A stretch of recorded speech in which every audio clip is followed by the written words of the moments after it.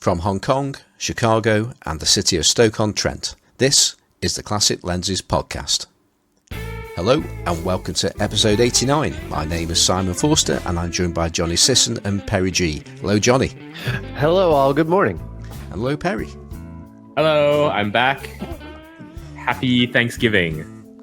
Yeah, it's good to have you back. So you've served your penance for being nasty to Graham of the Sunday 16 podcast now, yeah? Yes. I had a hard time in prison. That is Okinawa's wonderful beaches. Okay, Somebody had to do it. It's good to have you back. And I know for one, looking at the summary that Ricardo Bayon does in Best Vintage Lenses, that he missed you last week, especially your encyclopedic knowledge of all lenses. Yep. Oh, and I'm surprised that Johnny didn't call me out on that Happy Thanksgiving thing too, by the way. I figured you meant it was like Canadian Thanksgiving or something. It is Canadian Thanksgiving today. Yeah. And condolences to Simon for the UK losing its Dorset knob throwing contest this year. That was. I think we need to explain a little bit to our listeners what knob throwing is all about, and it's a traditional event that happens somewhere in Dorset. And I've lost the link now because this is something that I knew absolutely nothing about until Perry shared a link about this knob throwing, or as Perry prefers to call it, knob wanging. And it's something where they bake some what look like buns, but they're actually biscuits, and they get thrown. And for some reason, they've got to find a new home this year. So it's very, very sad news, and everybody in the UK is very upset about it. They have to find a new home. Well, I think they've got to find somewhere else to throw their knobs. What, did somebody object to the knob throwing or what? I'm going to have to dig the story out now, aren't I? I think so.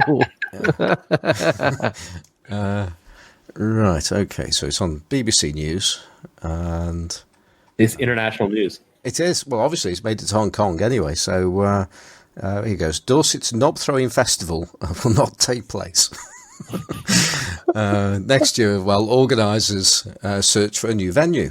And it's all about throwing the county's traditional biscuits as far as possible, and it's been running all the way back since 2008. So there you go. This is a long-standing thing, and 8,000 people arrived last year. And they also have knob and spoon racing, splat the knob. They have knob darts. Pin the knob on Pin the knob on the knob. Yeah, no, pin the knob on the Kern Abbas giant. But why do they have to move? Did somebody object or something? And they don't explain that, huh? No, I'm sure there's. Okay. It's got something to do with the committee members and concerns by Moore's Biscuits that the event has actually run its course. All right. Huh. Yeah, obviously nobody gives a damn about knob throwing because we're only talking about it, around the world right now. Worldwide conversation on knob throwing. So exactly, I get the feeling this event might be coming back sooner. So let's all hope so. So the Dorset Knob Throwing Festival, hopefully it will actually get going again this year with a bit of luck. We can sponsor it with the Jepsons money. There we go. Yeah, dip the biscuit in Malort and see how far you can throw it. And yeah, that's probably a weapon of mass destruction, isn't it? Yeah, exactly. Well, most things are, if you throw them in anger over here. Okay, well, moving on from knob throwing, there was something I kept on saying when I was signing out last week, that there's something I'd forgotten, and there was something I'd forgotten. Well, I've probably forgotten loads of things, but one thing in particular was the Emulsive Secret Santa event is back on. So that's the one for 2019. And last year there was quite a big run into this, where there there was plenty of time to get ready for it. This time there isn't, and we're already halfway through the month, because it ends at the end of October. When I say ends, as in entries need to be in by the end of October. So if you're interested in joining that, you need to go to Emulsive's website, and if you look on there, if you look hard enough, you'll find the Secret Santa event for 2019. Now, just in case anybody doesn't know what that is, it's a gift exchange for analog photography in particular, and the idea is that you get paired up with another person. Actually, no, you don't get paired up. Somebody is allocated to you, and you are allocated to another person. So you're not sending things in opposite directions, if you like. So so you never I always struggle to get my head around this one anyway, but it's a case of somebody will send something to you, and you send something to somebody else, and they send it to somebody else, and eventually it all goes round in a circle.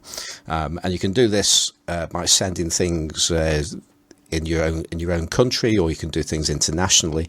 And it was pretty good for me last year, I've got to say, because I decided to do something internationally, and I was paired up with somebody in it's called Czechia now, isn't it? It used to be the Czech Republic, and it's somebody in Prague, and they sent me lots of fomapan, but more interestingly in particular to me was they sent me some low ISO sheet film that had been hand cut to 4x5, and it's orthochromatic, so it doesn't see red, I've got plenty of the stuff left, because I think he sent about 70 sheets of it.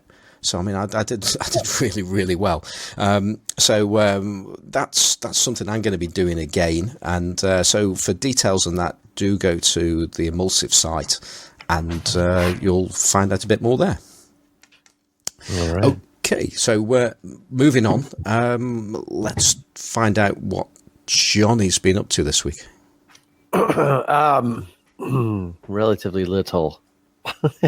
it just working. It's been very busy. We're a bit shorthanded, so it's been very hectic days lately, which has not left me excuse me, much time or energy to do much else other than to mourn the loss of Spectra film this week.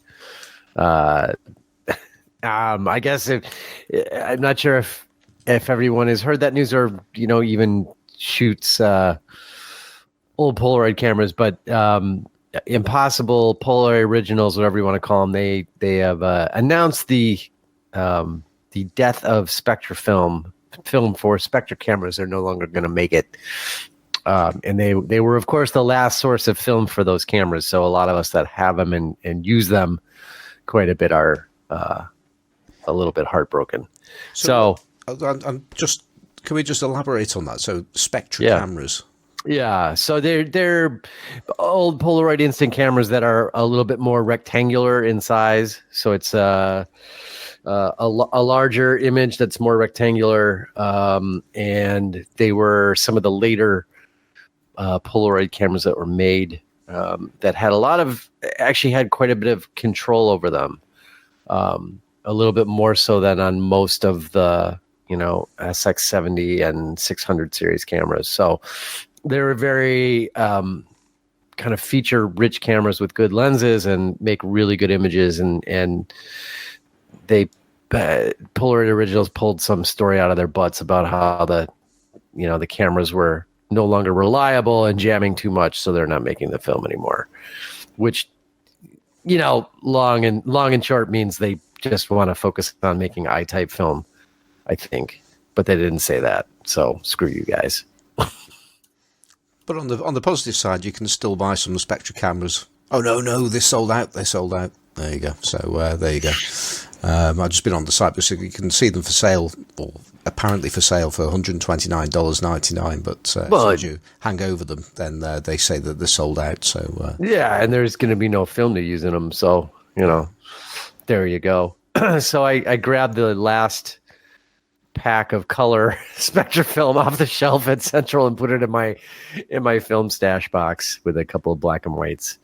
So I have a little bit of film, but there will be a sad day when that's gone. So yeah. I don't see many of those cameras. I just looked it up, so I wasn't sure which one it was actually. I'm vaguely familiar with these cameras, and as you say, they're not taking a square image; they take a rectangular image. Yeah, and but I don't really see many of these Spectra cameras over in the UK at all. In fact, I don't think I've ever really come across one. Yeah, they're a bit later in the life cycle of the Polaroids product line. So they were, they never, I think, sold quite as many of those as they did other products, but they sold a lot of them for kind of professional level use, forensics, and et cetera, et cetera. So they're very good cameras, which is the part that is kind of painful about the whole thing. So are these the actual photos you get from them? Are they larger than, say, Instax wide? No. No, it's similar. Yeah. Yeah, it's a similar size and format, actually. I think they're like a little shorter on one dimension and a little longer on another dimension. Right. I can't remember which is which. Yeah, these were really popular when I was a kid growing up, but I haven't seen one for ages. In use, I mean. Yeah. Yeah, I have about 4 of them. So it doesn't really matter what the film is. It's always sad to see a film go. In fact, actually, that reminds me. I was listening to Bill Manning on the C41 podcast where he had Kelly Shane Lynch on, and I don't know if you guys know about this, but I imagine some of our listeners will know that Kelly's got very, very close to processing Kodachrome. So I heard about that. Yeah. As close as anybody's got. I mean, it's still not 100% there, but it's it's pretty damn good. But I was listening to that and I was thinking, this sounds like I'd be looking forward to hearing this. Yeah, because he's been through quite a journey to get to the point where he's at. I mean, he was given 500 rolls of freezer stored Kodachrome that he worked upon, and I think he's pretty much gone through all of those rolls trying to find a way of actually processing this. And as I say, he's got most of the way there. But having heard the story about how well he's actually done, ultimately I came away from the listening to it as almost a little bit depressed, really, because it's a case of the likelihood of Kodachrome coming back. Certainly after what the things that were discussed in the show, it's I don't know if it's zero, but it's certainly the percentage of it coming back is very, very small, and it's just such a shame about Kodachrome in itself that it ever went away in the first place. But it's even more of a shame to know that, or to have a pretty strong feeling that it won't come back in the same way as some things have come back, like Ektachrome, because Kodachrome was done in such a completely different way to other films. Mm-hmm. The infrastructure that's required to not only to produce it but also then to process it is just enormous. Right. It doesn't really matter what the film is, how many, even if it's a relatively niche. And in the case of Spectra film, that was definitely a niche film, but it's always sad to see the end of film. Yeah, it is. So I was just going to say, I won't complain about it though. No, but that isn't the only thing that's gone away, has it, Johnny? What did I do? Didn't you? I think we were chatting earlier, and isn't a shop closing down? Oh, right, my big news. Yes. Yeah, the biggest news that I will have to share today with everyone on the podcast is that for those of you who include as part of your visit to Central Camera in Chicago a visit to Al's Beef,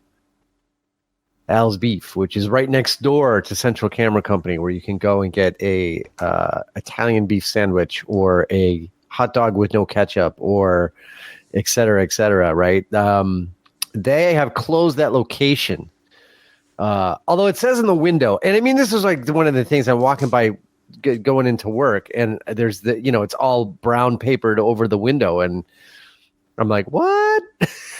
But there's a note on the window that says, remodeling, reopening soon as Chicago's finest beef and dogs, or something like that. So I mean, basically, it was one of the franchise locations that is just going to be reopened as some other generic beef sandwich place or whatever. And the original Al's Beef is still open, and I think one or two others are still open. But the Loop location is not open anymore. So, big news for those of you, like I said, who make a stop in there when you go to Central Camera. You will not be able to get your beef at Al's Beef. You'll have to go, I don't know, you go over to Luke's or Max's or something. So that's the place that when Mike Novak was on, you guys were discussing the place that dips your sandwiches and people go to get ketchup for? Two different places, actually, Perry. The dip, well, any place will dip your sandwich, but yes, that is the place you would go to get the dip sandwich. The place with the ketchup is actually Gene and Jude's, which is actually just outside the city. So two different establishments, actually.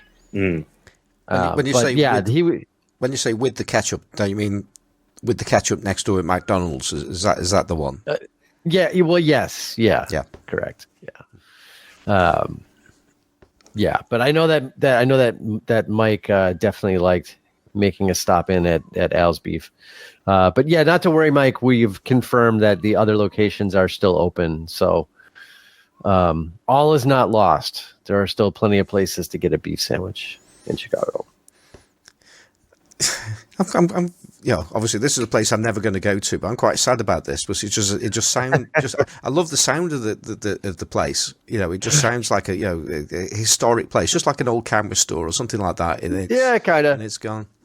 Yeah, I mean, it hasn't been there in that location forever. I mean, it's not like it's been there like Central Camera in that location for decades. But no, it's nice to have there, and it adds something to the whole experience that there's a Chicago style, a famous Chicago eating establishment right next door to Central. Actually, there's really one on either side. 2 doors down the other direction is the Exchequer restaurant, which is famously one of Al Capone's hangouts. And that's been there for a very long time as well.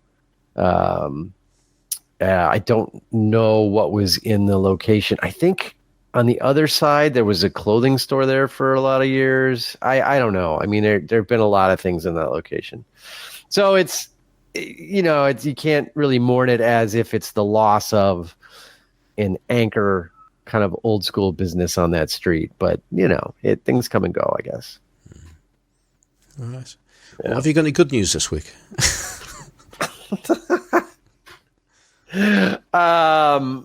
Yeah, I didn't buy anything. No, that's not true at all.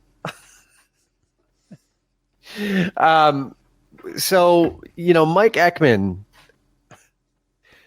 Mike Ekman can be very convincing about things such as, borrowing cameras, and it's very hard to say no to Mike Ekman. So Mike Ekman hits me up. I'm taking a lunch break, my lunch break at about 4 p.m. at Central Camera in the afternoon, and Mike hits me up with a message, and he says, "Hey, look at this!" And it is a Petri Penta with the famous Oracore 50 millimeter f2 lens on it, which is now skyrocketed in value. So, and I had been literally looking for this exact combination about an hour earlier at the shop. and just kind of looking around because I'm like, if I ever get a chance, I'm going to have to grab another one of those because I really like mine. So lo and behold, Mike sends me this link to this auction ending in 8 minutes. And I'm like, scrambling to figure out if I can pay for it. And it wasn't very expensive. So I did get one of those, actually with the thought in mind that I would keep the camera, because it's really a pretty unusual camera. And I'm worried about how long mine is going to hold out. So I figured if I have two, then I always have one for parts. And I can keep one camera working. But then the lens, I've got one, so I would sell the other one off and it would pay for itself, plus probably a little more. So that's the plan. So I should have it probably this week coming up. Yeah, that's still a lens it's been on my want list for such a long time. What's really irritating me now is, I've watched the price of these go up to the point where certainly what I'll be prepared to pay for one now was certainly too much to pay for it 2 years ago, and now is a bargain. Right. That really irritates me. Yeah. No, that is definitely understandable. Yeah, and it is a nice lens. I think that Petri was doing some really nice stuff back in that era. And it's funny, Mike Ekman picked up 2 or 3 of the Petri rangefinders, the green-o-matics that I'm very fond of. One of which he overhauled. Well, I think he's overhauled all of them at this point. But one of which I bought from Mike for a middling sum, which was considering the work he went to overhaul it. He probably should have sold it to me at a higher price just to cover the time of his work, but it was like $50.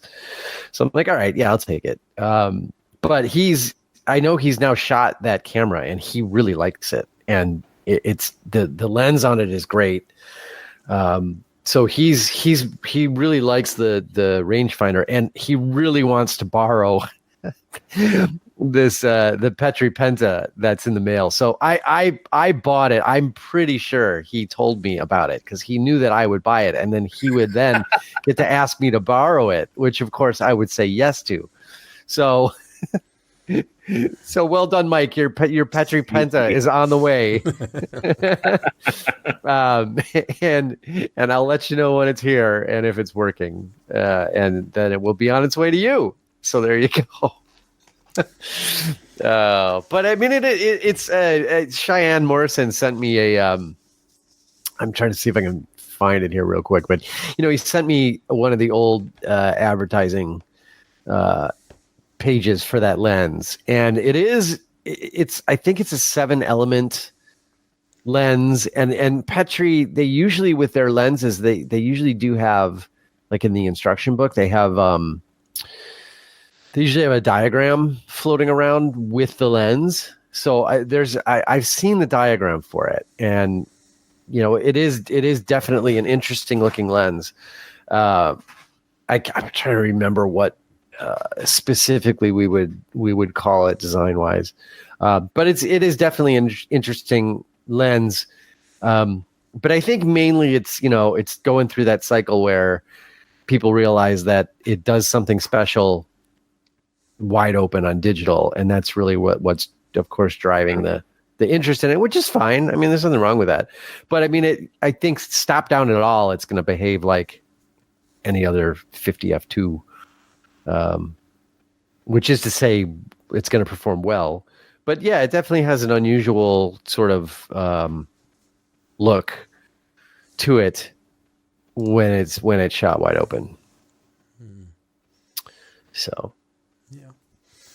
Okay. Any more events, or should we move on? I'm trying to remember if anything else has come my direction. No, I don't think so. Okay. Yeah, I think that's the extent of my excitement this week. Okay. Well, we were going to go in our pre-planning. We were going to go over to Perry next, but I'm just thinking I'll do my little bit because we're expecting lots of things on our seeing that we sent Perry to a tropical paradise, so he really should come back and tell us lots about it. So definitely. Yeah. So I'll just beforehand I was saying I didn't think I'd actually done anything this week, and then you guys reminded me that I had actually done something. Excuse me. And just two things just come to note. I mean, one, I've popped up some more pictures that I'd taken with my Horizon 202. Of some shots in North Wales and some shots in Liverpool, and I just remember there was something reasonably interesting about this, and that's that I'd used a film called Astrum Photo 100, which is, I've mentioned it beforehand, and the stuff's evil as far as I'm concerned. Not just because it's green when it goes in, but it's really thin. Although I've now been told that there is actually thinner films on the market out there. One of the Silbera films is apparently even thinner. So this stuff is really difficult to load. I didn't even bother to try and put it onto a Patterson tank. I got it into a stainless steel reel instead, which I'm starting to actually get to like stainless steel reels. But one thing, when I actually loaded this film on, it was wet in the middle of it. Oh. Which they're thinking, this can't go well, can it? So, yeah, I mean, I'm loading the stuff. I mean, it's in my bag, and I've about halfway in, and I'm thinking, this is sticky. So yeah, that's never a good thing, is it? So yeah, so and as you might imagine, the middle section of my film was completely unusable, unrecognisable as anything. And then, so it was just whatever I'd done at the front and whatever I'd done at the end of the film were actually the ones that actually had anything on them. And most of the shots that actually worked, they were really blotchy, which Mike Novak has since told me I needed to have pre-washed it several times until it ran clear. And with that, the fact that the emulsion had actually... I don't know if it had cured and then it's started to behave much like the coatings on an LTM 51.2 Canon lens, and started to bead back on the whatever the substrate that the emulsion goes onto. Yeah, so I've taken myself down a bit of a tangent there, haven't I? I'm just thinking about Canon 1.2 lenses, but that's all the weird stuff on the pictures you shared. Yeah, that's literally like liquid on the film. Yeah, that's right. Yeah, so it was just really, really blotchy. So, and I either didn't wash it enough, or it was a case of it was no matter how much washing I was going to get done, I was just going to get some kind of residue of the emulsion over most of the shot. So, and you wouldn't have known that until too late. So, but a fair amount of the shots came out okay. I used Ilford Microfen to process them, which has fast become my favourite developer. I love the stuff at the moment. But in particular, though, there was a shot that I talked about. And I'm glad this is one of the shots that actually came out okay. And that was a scene by the seaside, and there was a jetty going out into it. And this is your classic super long exposure shot that you might get with crashing waves and something solid in the middle of it. And so I thought, well, I couldn't actually take that shot because I did actually have a two-stop ND filter with that, but that still wasn't going to stop it down to anything where I needed to get that kind of effect. But what I did do is I took a couple of shots at an eighth of a second, and so I knew that I was going to get some kind of movement in the waves. But the other part of it is the swing of that lens when you shoot in an eighth of a second is quite slow, and it takes maybe anything up to, say, close to 3 seconds to go from one side of the exposure to the other. So I was expecting something really weird in there. I was quite excited about seeing one of these. I mean, I was so happy that at least one of these shots actually came out, because most of these shots were the ones that were lost. And true to form, I did get movement in the waves, pretty much the amount that I was expecting to get. I couldn't actually take the shot any slower because I was already overexposed at eighth of a second anyway, so I didn't dare go any longer than that. But I was just expecting some true weirdness with the rest of the shot, because you've got a constantly moving sea with waves and things like that. But the actual shot as it came out was actually quite normal, and that sort of disappointed me a little bit, really. But, yeah. Well, an eighth of a second isn't really that. It's only one bit at a time at an eighth of a second, right? Yeah. Yeah. So, yeah. I guess it's that thing where you need something to be moving throughout the pan. Yeah. To get something really odd. And obviously that wasn't happening. Probably the closer to the camera, the better. Yes. Yeah. Yeah, because with this kind of shot, I can't imagine what would go strange about it, given that other than the water, nothing's moving. Yeah. Well, I just thought the water might just look a bit odd, but it just looked like water, which is what it was. So, yeah. There's water. Yeah. Actually, on that front, Perry, how you doing with that roll of film in your Horizon 202? I can't remember where I put the Horizon. Oh man, it's here somewhere. It might be right next to me. No, I haven't shot it yet. Need to. I mean, just as there's something I've noticed on in the Negative Positives podcast Facebook group.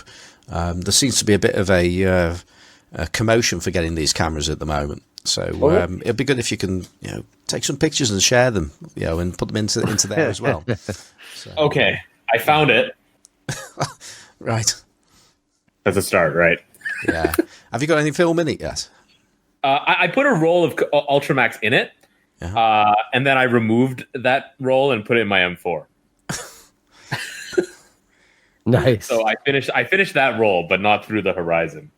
Yeah, at some point, I got too many cameras, man. At some point, I will definitely shoot this because I don't think there are any cameras in my collection that I haven't actually shot. So this will get used at some point. I just can't quite. I haven't had the occasion to. Sometimes you're going out and you're thinking, what camera should I bring today? What do I want to shoot? And a certain set of circumstances needs to happen before this is the correct answer. Just go out and shoot it. Where you're at is just like the perfect environment for it as well. It is. It is.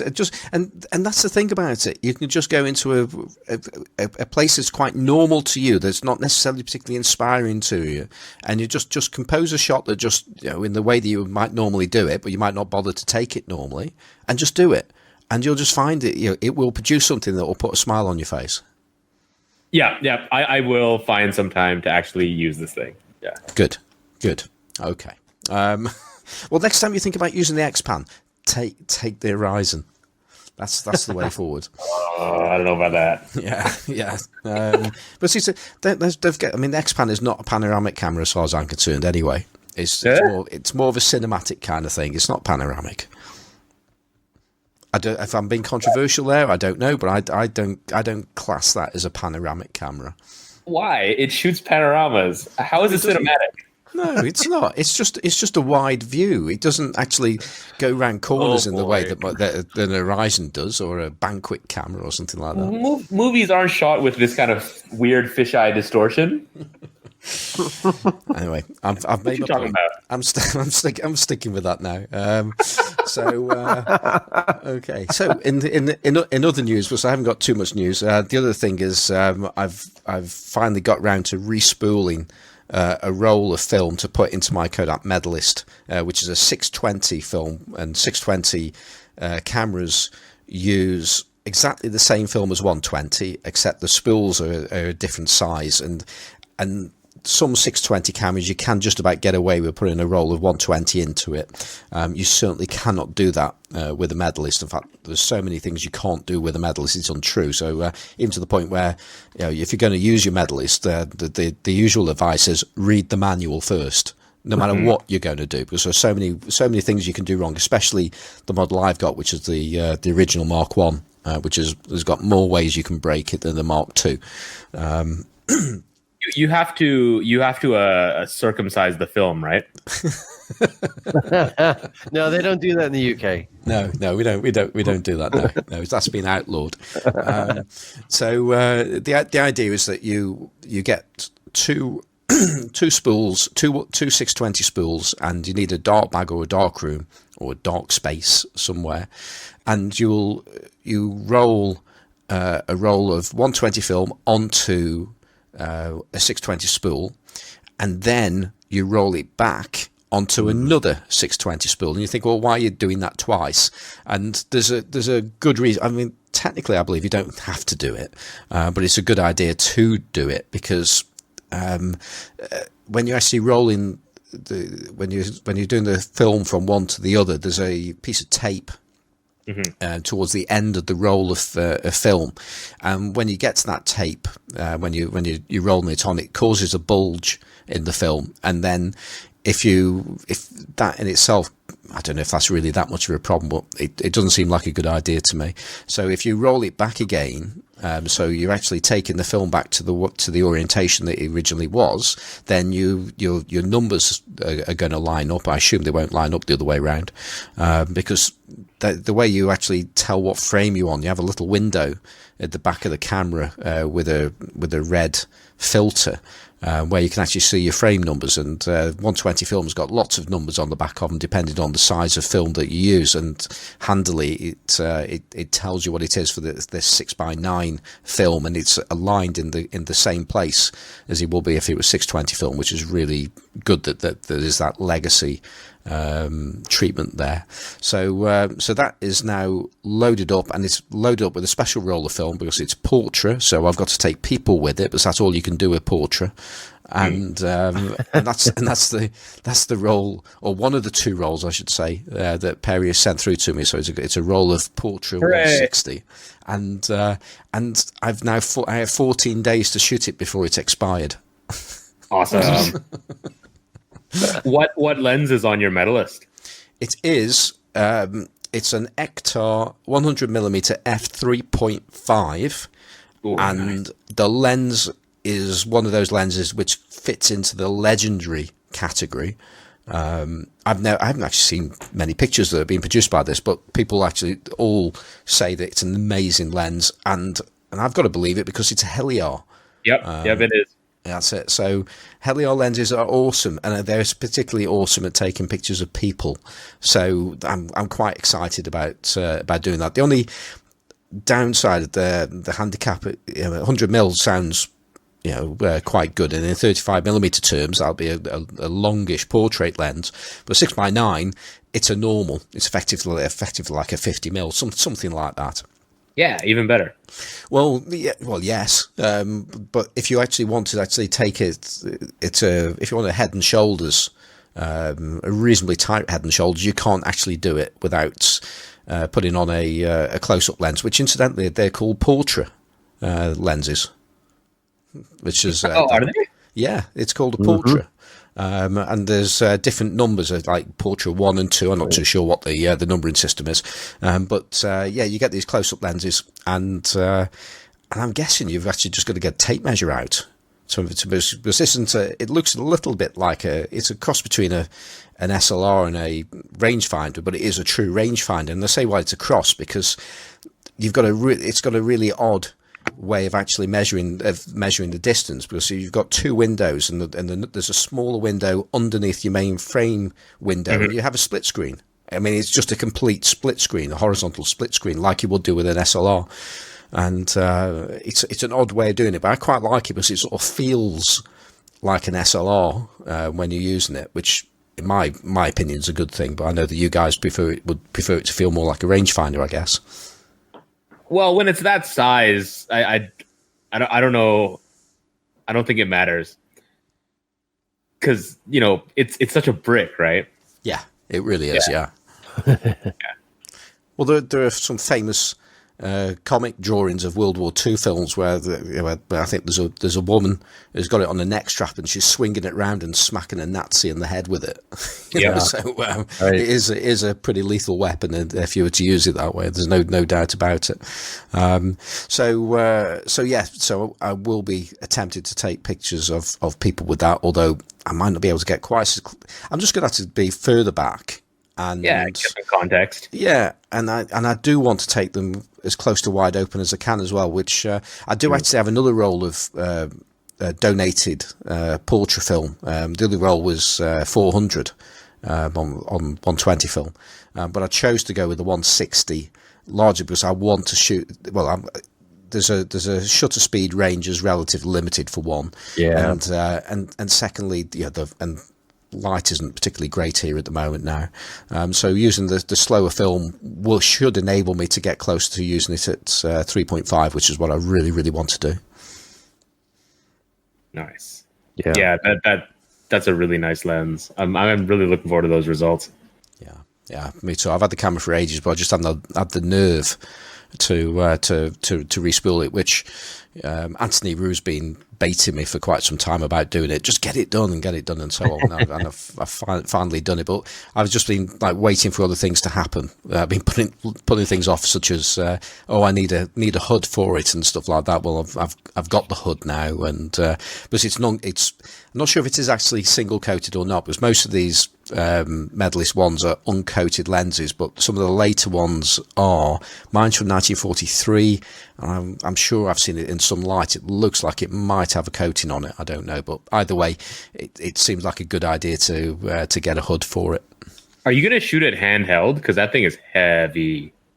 Yeah, that's the plan. I mean, yeah. So if you are going to shoot it handheld, can you do a before and after shot of your biceps as well? Yeah.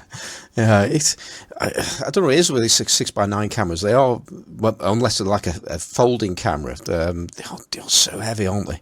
I'm not sure why this camera's as heavy as it is, but it just is. So there you go.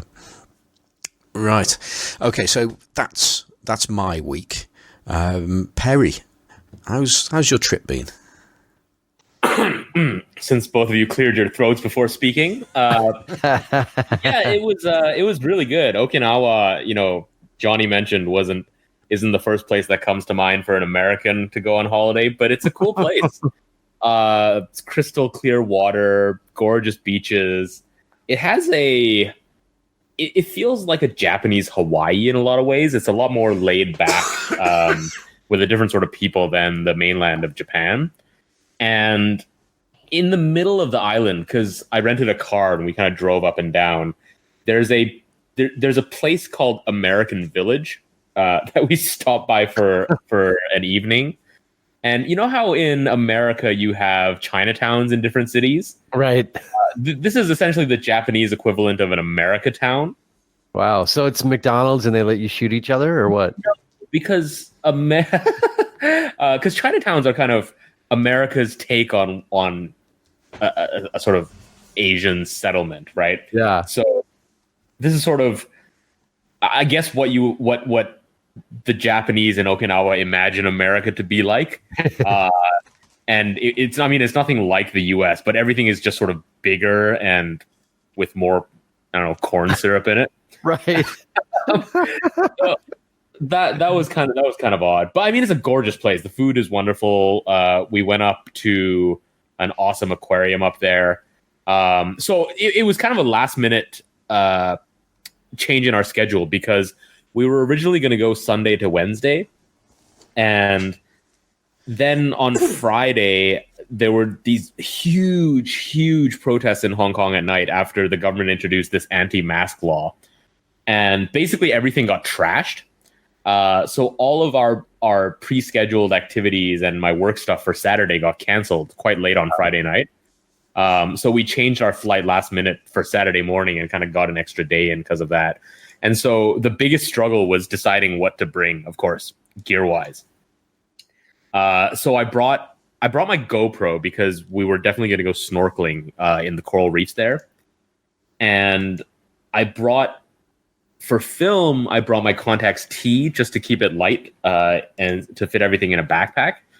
And then originally for my digital camera, I was going to bring my Ricoh GR II and just kind of keep everything very pocketable.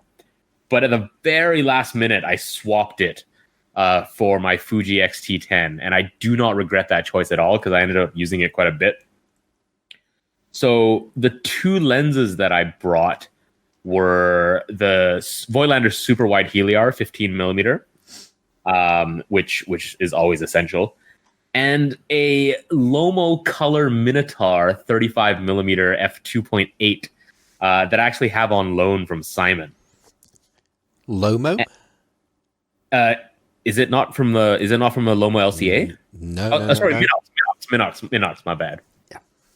Yeah, those little things they'll confuse me. Yeah, it's from a Minox, and it's been converted to Leica M mount, and it doesn't have rangefinder coupling, but I did try it on my digital Leica, and the infinity is bang on. Whoever made these, like, it's really well made and precisely calibrated, and as a compact travel lens, wow, this thing really delivered.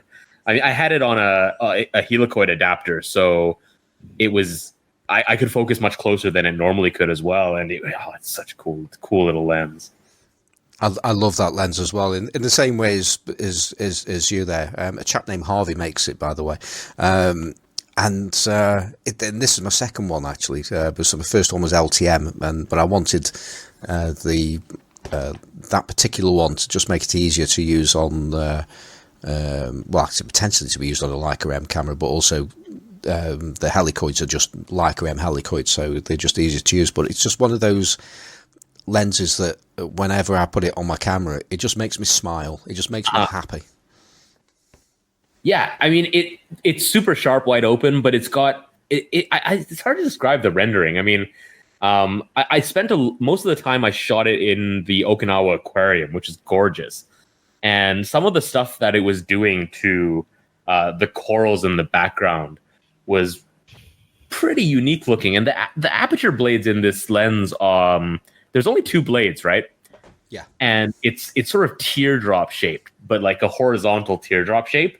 So I didn't do any weird bokeh stuff with it, but I can imagine that you could get some pretty odd effects shooting slightly stop down and then up close. Well, actually, this is something to do, especially where you are. Try and get some starbursts with street lighting, because it does really, really interesting things with that. Yeah, that's a good idea. Yeah. Oh, I might have to chuck this thing on my Sony and go out with it. Oh.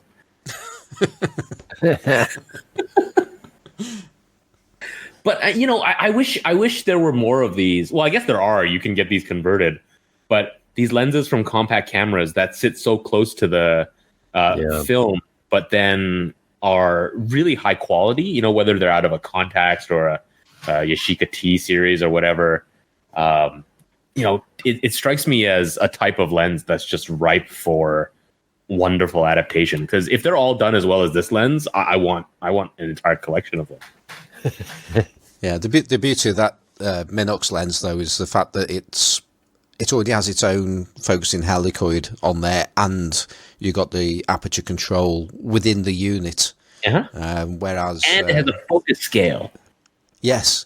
Exactly. So it's about as easy to adapt that as just about any. I mean, I wouldn't know where to start doing this one, but you've got almost everything there. Well, you have got everything there just to make it happen. Whereas, if you're doing like something out of a Yashica T3 or something like that, you've got to build a focusing mechanism. You've got to find some way of controlling aperture, and that's just multiple times more difficult. I think the aperture control is more important, because I would really like to see one of these lenses with the aperture control and then modified so that it's rangefinder coupled. That would just be fantastic. You're not asking for much there, are you? No. There are a couple guys in Hong Kong who will do that kind of stuff for you. It's not cheap, but they can work their magic on almost any lens you can imagine. Yeah. Wow. Yeah. So that was pretty cool. The colors are very nice too. It's funny. There's I've never shot with one of the original Minox cameras, But there's a guy, Victor Chen, here in Hong Kong who is a founding member of this group called the Shutter Alliance. And he's one of these guys who has an obscene collection of cool vintage lenses and cinema lenses and stuff like that. But when I go out shooting with him, I haven't done it much, but his favorite camera to carry around is just the Minox. Yeah, it was always a camera that when I was getting into photography back in the day, my dad would say, "Oh, that's a good camera, that one is," and really good lenses and things like that. And then it just passed me by. And I remember when I showed the original one of these I had on LTM to John, my lens repairman. And I was talking about it, and he goes, "Yeah, they're rubbish, they are." And as he does with things that he doesn't like.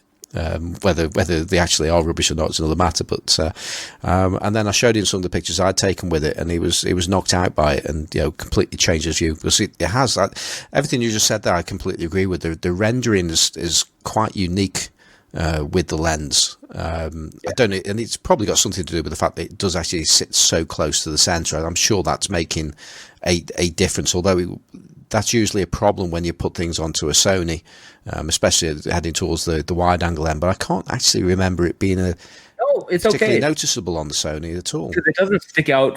The rear element doesn't jut out.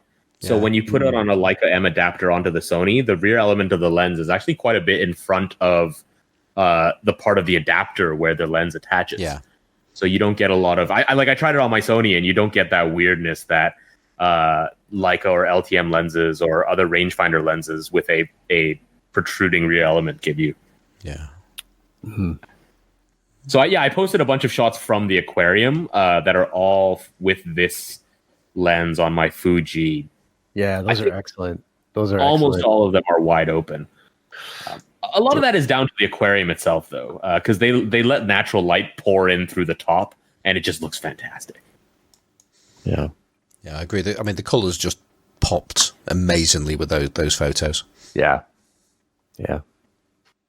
All right, so I think that's pretty much it for Okinawa. I really didn't shoot much with the Contax T. I had a roll of portrait in there, and I wish I had black and white film in it because the city in the south end of Okinawa was actually fantastic for street photography. But because I had color film in it, I just wasn't feeling it. It's one of those things when when I first got my X-Pan, I shot so many rolls with it for the first week, and then I put a roll of color film in it and didn't touch it for a week. It killed my vibes, and I always make that mistake sometimes. So are you a purist in such a way that you won't shoot color to convert to black and white? No, I've done that before, but the tonality is not the same.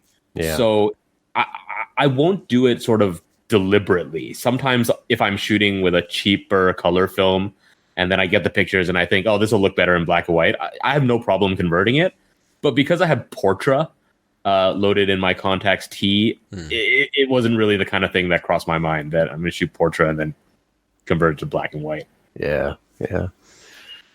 I know there are purists out there that think, it's some form of blasphemy, but I mean, it's fine. No big deal.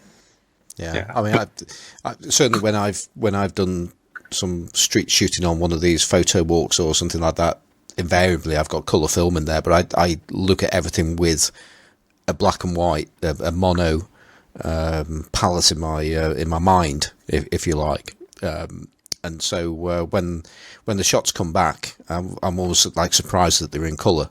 But I do tend to, so I'm getting better at seeing in black and white as to, because some things can be quite mushy and non-distinct in black and white, whereas if you've got to start looking at textures and contrast, because a lot of colours that are quite bright together just effectively show up almost as identical, don't they? When something's converted to black and white. Yeah, so the advantage of shooting color and then converting it to black and white is you can adjust individual channels, which you would have to do in advance with color filters shooting black and white. But at the same time, I wouldn't deliberately go out to do that because I just find the tonal gradations to be a lot less satisfying and smooth when you're converting black and white film to when you're converting color film to black and white. Yeah. Yeah. So Okinawa. The other thing I've kind of been up to in Hong Kong is I've started doing what Johnny does and carrying 2 cameras around. Normally I only carry 1, but so recently I've been carrying the Contax T around with color film in it all the time, and then just sort of swapping the other camera that I have as my day camera. So, yeah. I mean, that's a good setup. I don't know why I haven't been doing that all the time. Normally what I do is I'll carry 1 camera with a few lenses and then color film and black and white film. And then if I decide that I want to shoot color, but I have black and white loaded or vice versa, I just finish the roll really quickly and then change the film. But so that's how I end up with lots of pictures of either my cat or just random stuff at the end of a roll. But this is a much better approach. It's just more to carry. I do that. Yeah. It is more to carry, but it depends on what the cameras are, right? Because this has allowed me to carry, like sometimes 1 medium format camera and then the Contax T. Yeah. Because it's just the Contax T is so small that it's basically like carrying a few rolls of film.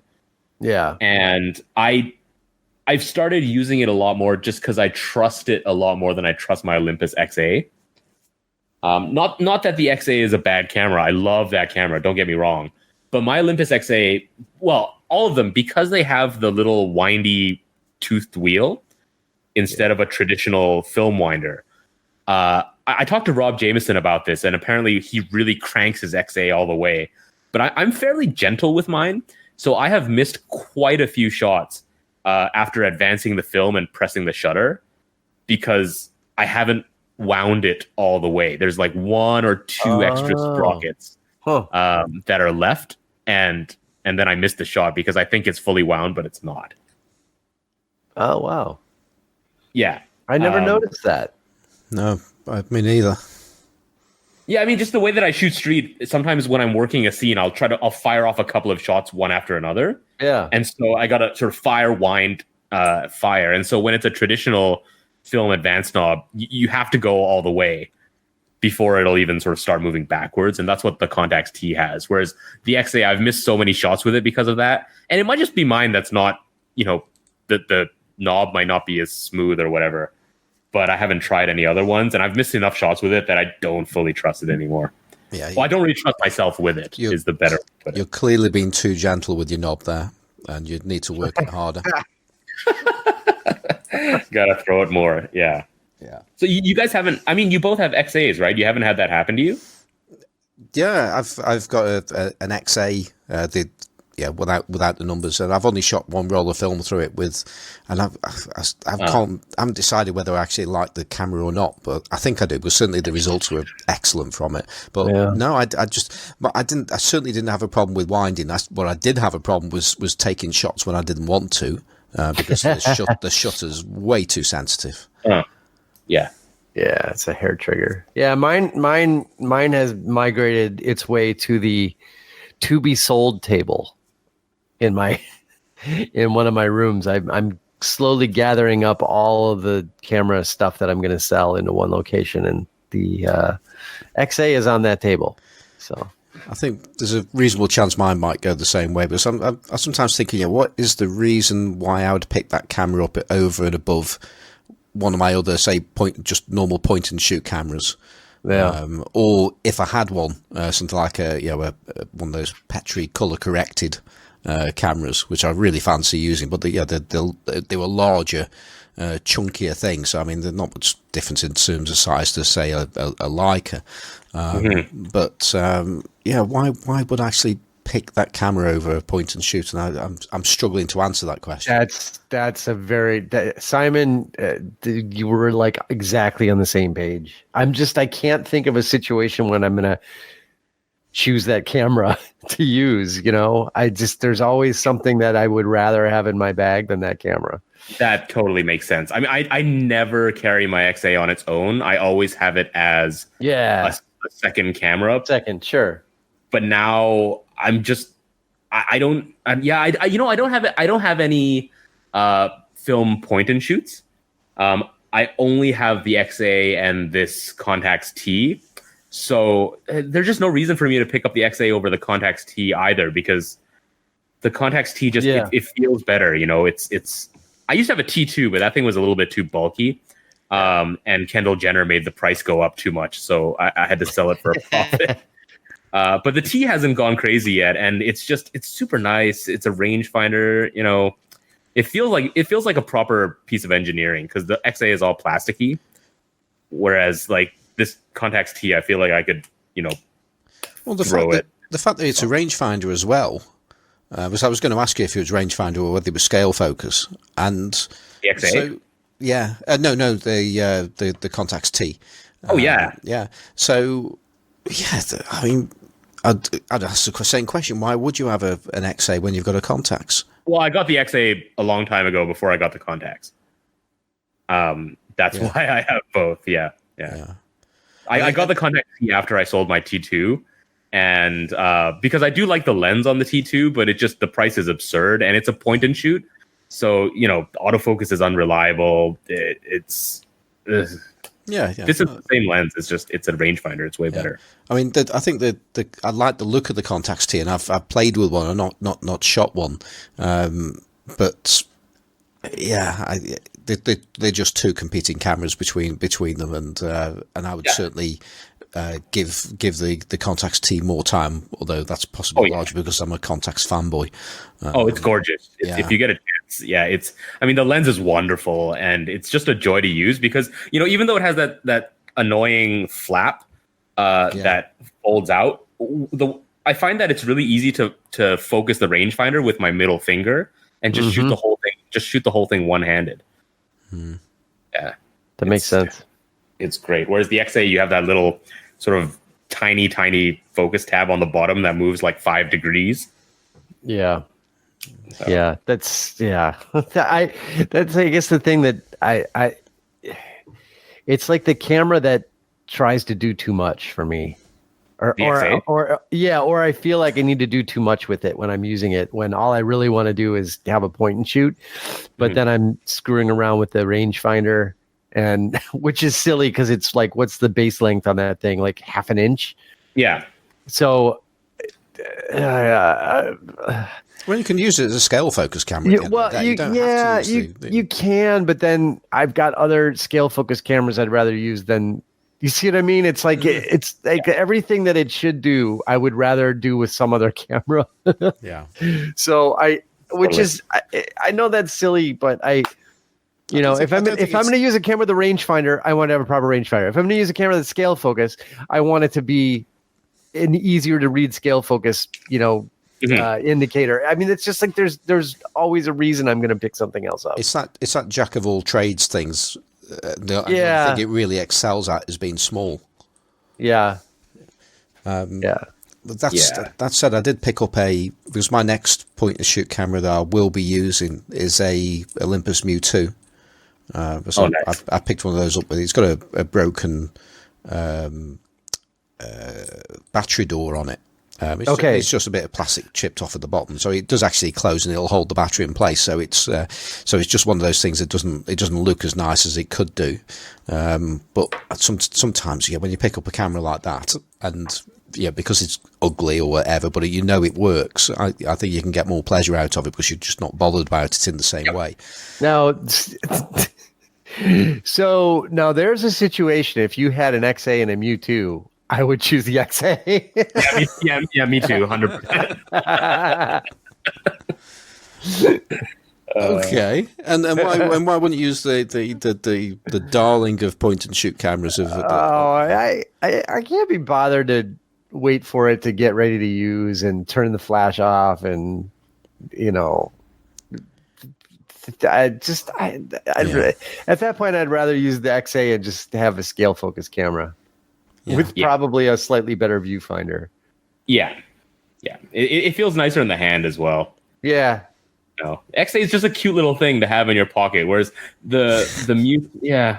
I've never. I mean, I like the Mu too, but I think I'm with Johnny here. It's just. So that's another vote for the XA then. So that's great. I lied, by the way. I do have a film point and shoot, but it's one of the few cameras I've never used. I have a Leica Mini Lux that's brand new in box sitting on my shelf. It was given to me as a gift. And I've taken it out and just sort of played with it, but I haven't actually used it because it's just, I don't know, man. It's brand new in box. Like, it's one of these things where my inner collector is just like, keep this. But the lens on that is stunning. I mean, that 40mm f2.4, I really got to go and shoot with that set of it. Yeah. But the original point of bringing up small cameras and having two cameras at once was not to talk about the Contax T.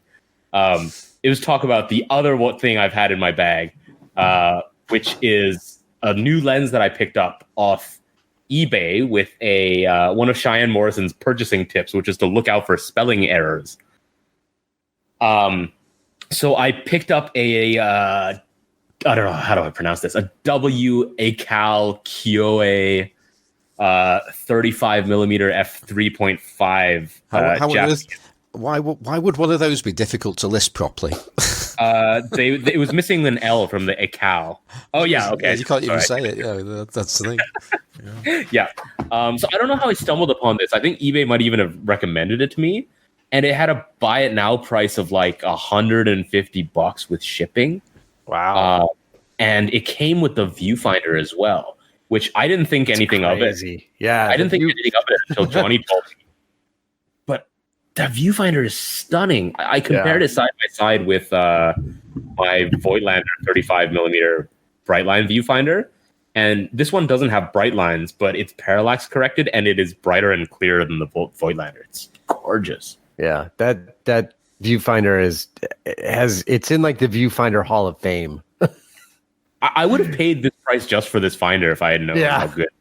Yeah. Right. I just saw it as a freebie that came with the lens, but my gosh, it's sweet. It doesn't have the distortion of the Voigtlander as well. It's just like, oh man. Yeah. Is just as an aside, do either of you have an idea on why these clip-on viewfinders for hot shoe or cold shoe viewfinders are so expensive? Because people tend to use them with Leica lenses. Yeah, that's probably the best answer. Right. Yeah. That's a very disappointed answer there, isn't it, really? but it just never really made sense to me, because you can buy a lens for X amount of pounds or dollars, and then you look at the viewfinder and it's just silly money. Well, I'm a bit of a viewfinder fanatic myself, so here's this.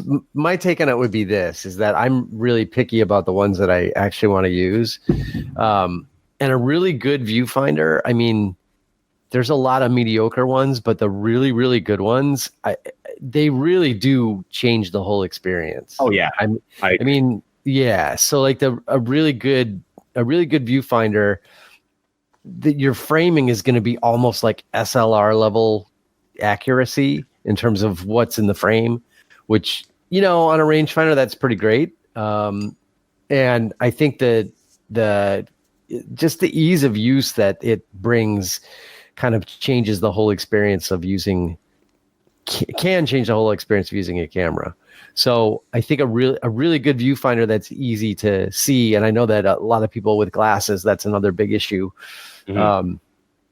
But the really good ones they make the experience of using the camera so much better that once you use them, it's like you can't go back.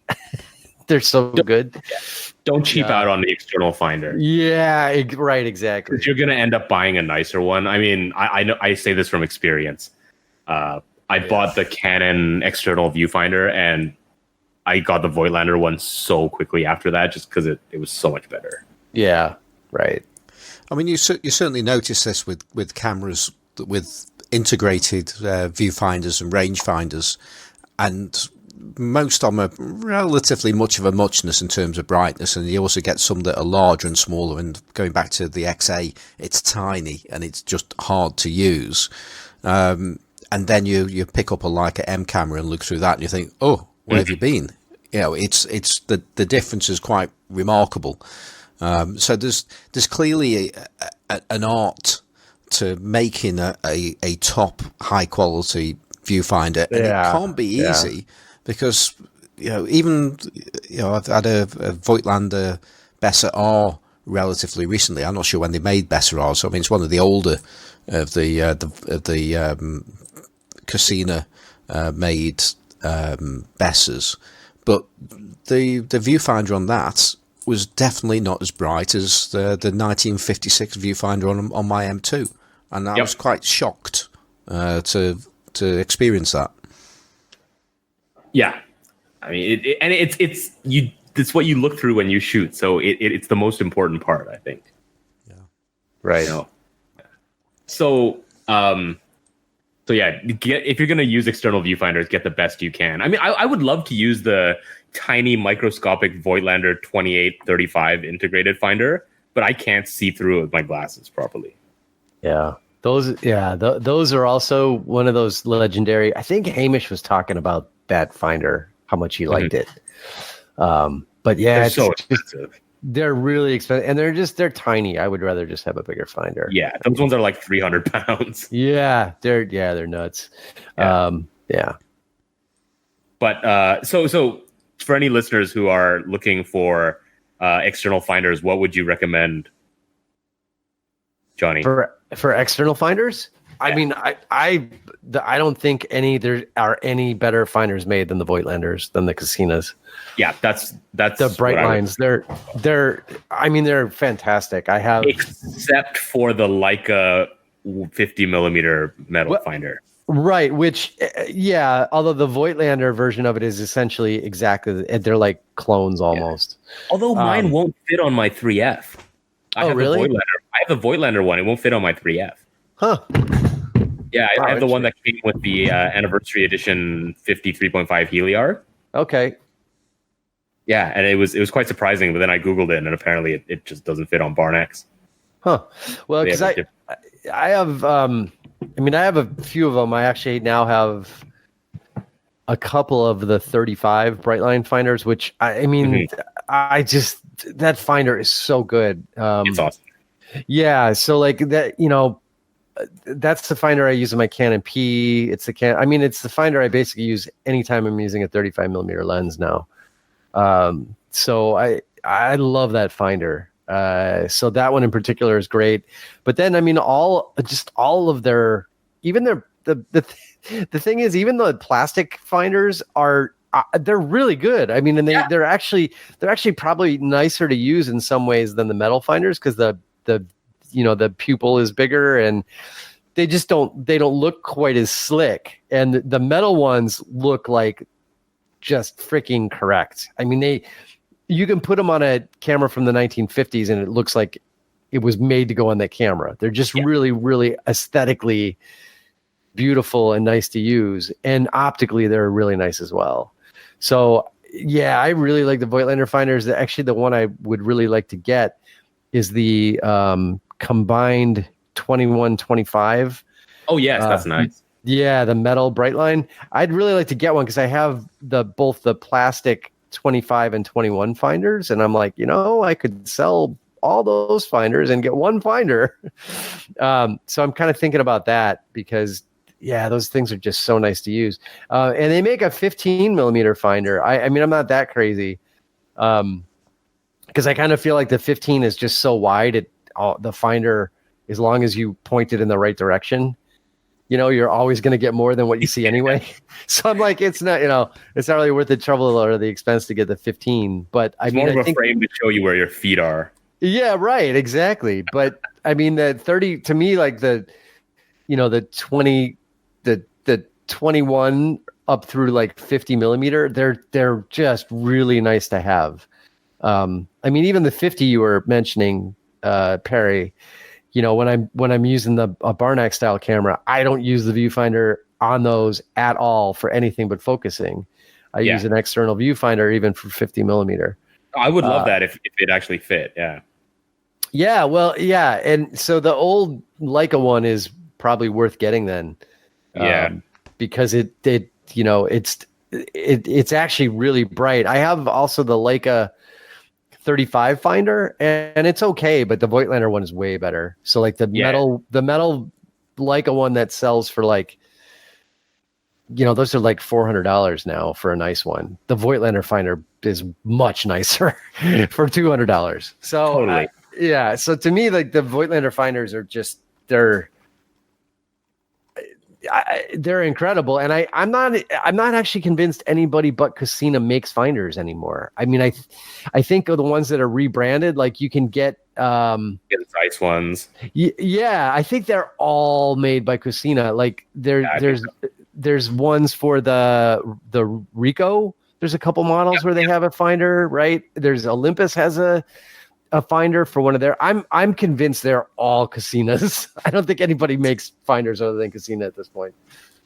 Does the Voigtlander 21mm plastic one have bright lines? Yeah, because I have the 15 and it doesn't. Well, I think there's two versions of it. I think there's a with and without bright line. Okay.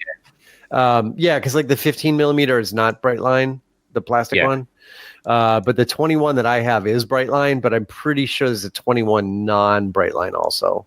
Okay, I think that's the one I saw because I ended up buying the Leica 21mm plastic one. Yeah, just bright. The bright lines are gorgeous on that. Yeah, and those are nice. They're just, to me, the Leica ones, like they make a 24mm finder, and they're like $800 new. Yeah, the price is absurd. Yeah, and I'm like, why would you? Unless you really wanted to say Leica on it, there is no reason on earth, because the Voigtlander, the Casina Voigtlander finder is.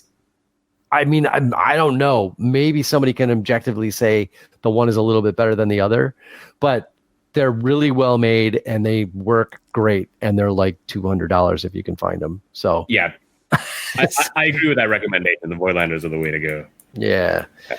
So I would love to have a whole line of those things in like every focal length, but I do think I would like to sell my 21 and my 25 and get the combined metal 21-25, which I'm pretty sure Camera Quest still has that new in stock. I should just ask him, because he's got my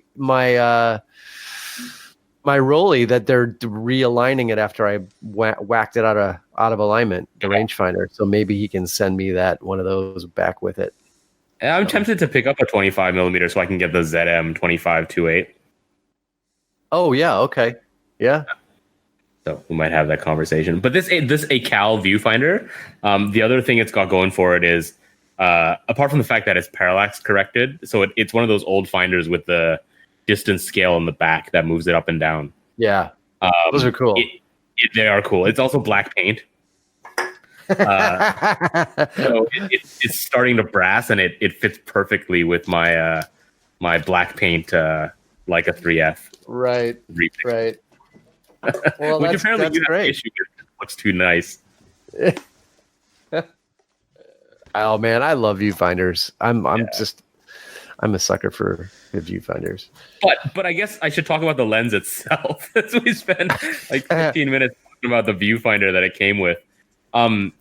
This lens is not that easy to find. And I saw one in a shop in Hong Kong that was, fairly good condition. The glass wasn't perfect. The exterior was perfect, except some dude had scratched his name into the barrel, which annoyed me. So after playing with it, I kind of knew that I had to have one. Apparently, it's a double Gauss, and which I find quite impressive given the size. But I put it on my Sony just to do some stress tests. And apart from being a really nice performer, the flare that it produces when it's hard to make it flare because it's multi-coated. But when you have a strong light source and you get a bit of ghosting, it's a bright blue flare, which I haven't seen very much in many lenses. And you mentioned, because it's the same as a Kimura lens, and that was also sold as an Honor brand and a few others. And you mentioned something, Johnny, that the 35-35 is a cult lens among UV shooters.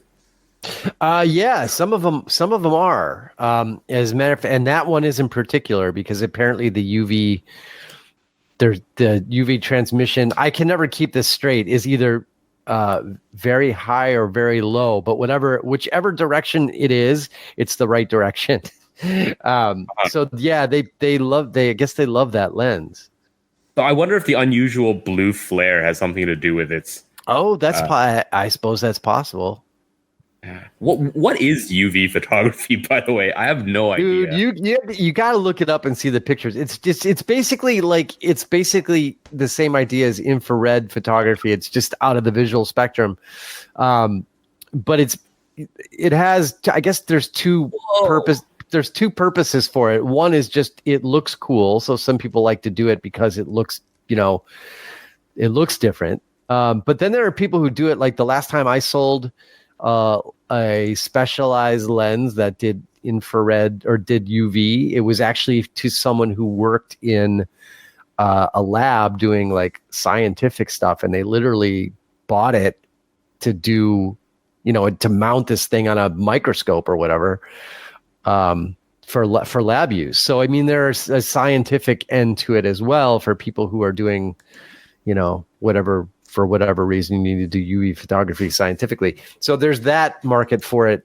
as well, which is quite large. Yeah, I just Googled it, and it's a bunch of pictures of people with freckles.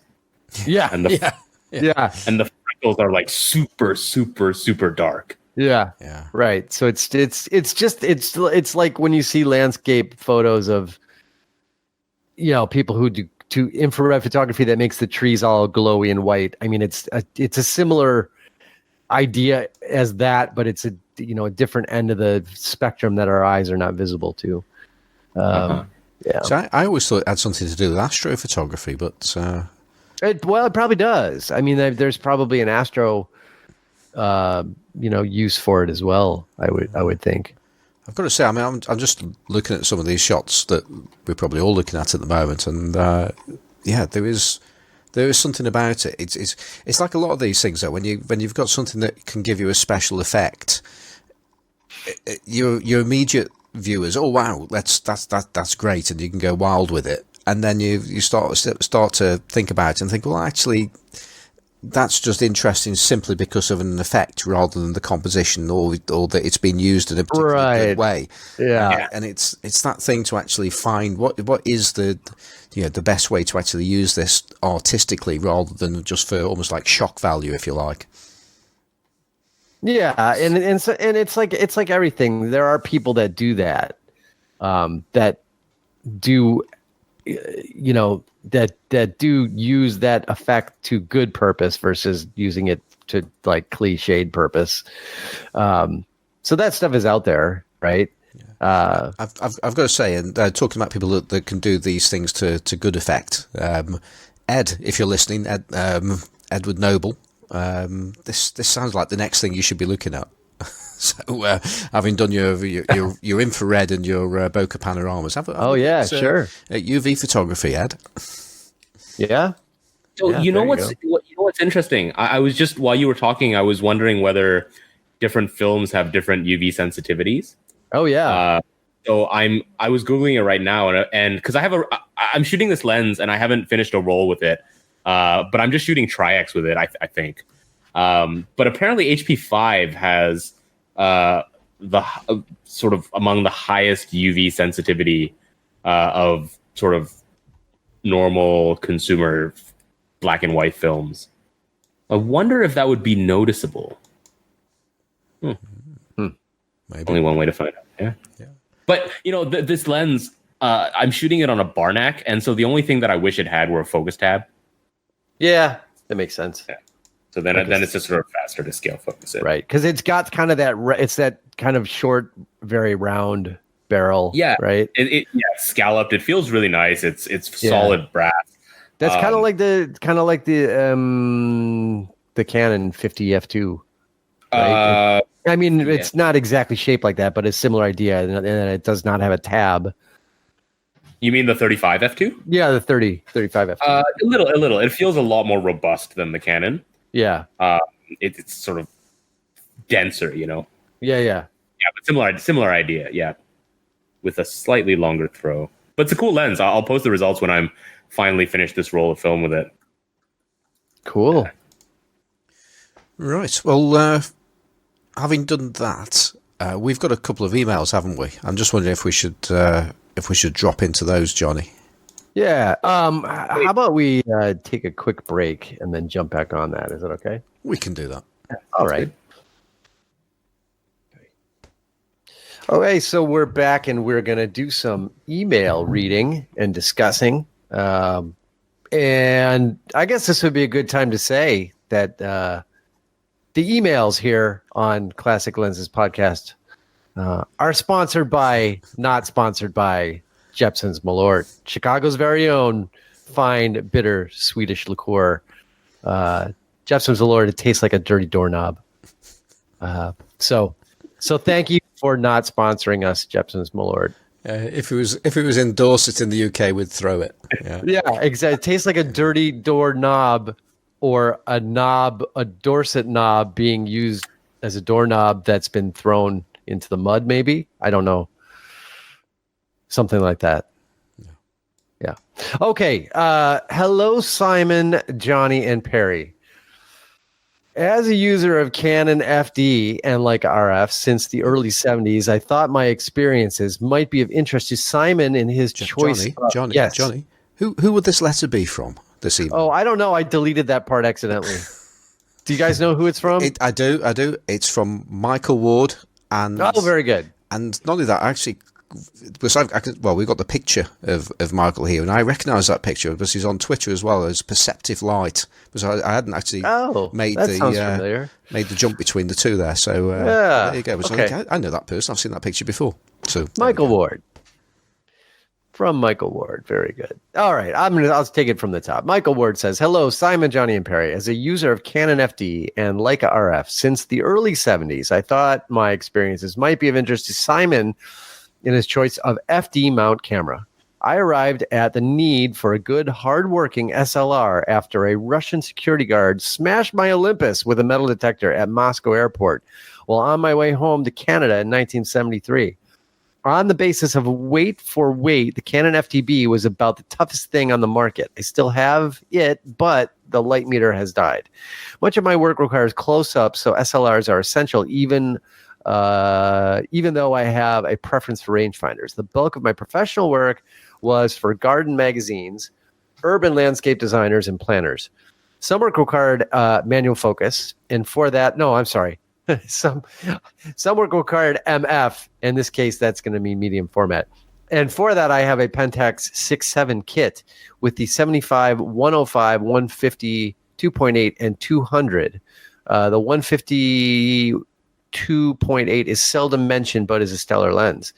With the FTB came the need for a second body. The first F1 was equally tough, but I did wear it out eventually. One thing about the original F1, which will possibly not work for lads of a certain age, is the viewfinder meter readout is on the lower part of the viewfinder, which is quite difficult to see when wearing specs. The AE1 has to be mentioned. It's possibly the best user camera Canon has ever made. Oh, I just threw up in my mouth a little bit there. Sorry. I think total units sold would underline that claim. But the electronics die. However, there is one other camera, which ironically is the only FD that Canon didn't make. It's the Canon T60 made by Cosina, and was also the very last FD made in 1990. The T60 had the best implementation of aperture priority of any FD, although I found the F1N with the meter boost prism impeccably reliable. I'm actually thinking of acquiring another with the magnifying viewfinder, very useful for aging eyes. I switched over to EOS with the first EOS one in 1989/90, but held on to the T60 to use the collection FD glass along with too many M42 lenses. Canon had their own branded FD to M42 adapter given away and sold between the change from breech mount to the N new bayonet mount. My remaining T60 is still going strong. I sold the other with the EOS 1 in a grand clear out to purchase digital kit. Because Canon/Cosina T60 guts were used in many cameras, Nikon Voigtlander, Cosina, Topcon RE, Rival, and several European OEMs, there are parts around to scavenge from. So my FD choices are Canon F1N or the Canon T60. Its plastic body is tough with a good viewfinder. The meter is still first rate, and being so light makes a day's walking easier. A note to Johnny, I don't know about the T50, but the T70 is a very clever little camera. I use one occasionally as a manual point and shoot with a small 35 millimeter lens on it. Thanks for the podcast, and it's a pleasure to hear your accent. I knew the Potteries well in a previous life as I grew up in the Northwest. Kind regards, Michael Ward. Well, what a lovely letter, especially at the end there. Just so people understand that about Pottery's accent. That's the other way of saying my accent. Was the accent? Stoke-on-Trent as a city is also known as the Potteries because that was the main industry, and it's still an industry now, but it's decimated to what it once was. But this city is famous for ceramics, and it's the home of places like Wedgwood, Dalton, and Spode, and many more. I'm from Stoke, and we don't all talk exactly like me. Sometimes some of us have got a broader accent, and some of us have got less of an accent. So yes, that's nice to know that you you recognise this part of the world. Very good. Another thing, I just realised this was largely aimed towards me, so I better carry on. And that is, I've just Googled that T60, and I really don't want one. It's ugly. It's not just that. I haven't got a specific downer on Casino in any shape or form. They make great lenses now. It's a Nikon FM10. I mean, it's the same camera and a Bessa and all of those things. I just don't like them. They just feel too light. And I mean, we've probably talked about this kind of thing in the past, where people associate weight and quality, and then they moan that something's too heavy. You can't have it both ways, and I realise that, and therefore I tend to value heavier things because they feel more solid and they feel better in the hand than one of these light cameras. So that explains the Medalist. Yeah. Yes, it does, and my and heading towards large format. Yeah, that does make a lot of sense there. And I prefer a Contax T over an XA, which is again light versus heavy. So no T60 heading my way. F1N is definitely on my list of choices, of which I think I've already said before, along with the T90, and I think it's just going to be a case of whichever one of those two comes in my direction first, is at the right price, of course, is going to be the one that gets the gig. But I'm hearing more and more about dodgy shutters on T90s, which is making me a little bit nervous, because out of the two, that's probably the camera that I favour, because I do like my bells and whistles on cameras. I like cameras that do things, even if I don't use the functions. I do quite like to know that they're there, which you don't get with the F1N, because it's just a normal, regular, proper camera, and there's nothing wrong with that either. But yeah, the T90 is sort of my favourite, but my mind is telling me go with the F1. Yeah, my Canon FD body of choice is the FTB. My brother has one, and I've used it, and it's perfectly tolerable. Yeah. Which is the highest praise I can give to an FD body. No, you can't. You really can't go wrong with that camera. I mean, if you like a unnecessarily large SLR that's big and heavy, it's great. Yeah, the size is totally ridiculous. Yeah, but I mean that's why I say that I tend to go towards the original F1, because it looks so much nicer than the FTB. To my eyes, it's much more aesthetically pleasing, and with the same heft. I think a original black F1 is a really nice camera. So But Simon, can I pick up on something that you just said? Not related to FD cameras. Mm-hmm. So you just said that you like cameras that have bells and whistles and weird features that you don't use. Yeah. Do you have any examples of this? Because I have a digital camera that I want to recommend you if you like this kind of stuff. Uh-oh. But no, it's a digital camera that I absolutely adore. But I want to ask Simon first. What are some of these bells and whistles that you enjoy but are useless? Well, it's hard to say really. Well, I guess one of the things I particularly like, and it's not really that much of a bells and whistles thing, and that's a shutter speed and a fast shutter speed. So a T90 appeals to me over an F1N because it's I get 4,000th of a second out of it, and I can see, and there are times where I know that would make a difference to a shot. So I like to have something like that, but I guess it's things like options with your metering. I tend to just use center weighted, but it's nice to be able to have spot metering in there. What else? It's things like, I tell you, I love my Contax RX and AX as well, for that matter. In fact, actually, I love my AX even more. It's just so big. But the fact that you can just tell it to do things like you can program it to, when it's finished the roll of film, it will leave some of the film out, or you can have it so it winds all the film in. It's little things like that, and with the AX, I can, that is a nice touch. I can make the thing autofocus if I want to, and if I don't want to use it as an autofocus, and don't forget we're talking about normal manual focus lenses, I can turn a dial on it, and it immediately gives me a built-in extension, so I can do macro work with it. I think those having the ability to do these extra little things when you might not know that you're going out and you're going to need these things, but when you've actually got it on your camera and it's just there are times where, because I'm using that camera, I've managed to get the shot, or the shot's just that much easier to get, and I like that. Okay, fair enough. Sense. Yeah, sounds to me like you need one of those Canon EOS Elan 2Es that have the eye focus selector. Oh yeah, I think so too. I think Don't even have so to too. think about it. I do fancy one of those. I've got to say, and I did.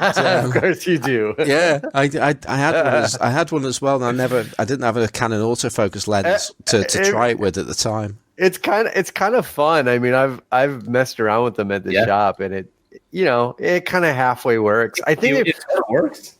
Yeah, people who use them a lot, they love it, and I think that if you really get a feel for that the eye tracking stuff, you can get really good at it. I used to have one, and it was great until the film door broke. Yeah. Because it's, mixed plastic. They're nice handling cameras, if I remember right, as well. Because a lot of the 90s and early 2000s Canon EOS cameras, in fact, EOS cameras from the start just a bit cheap and nasty, in my opinion.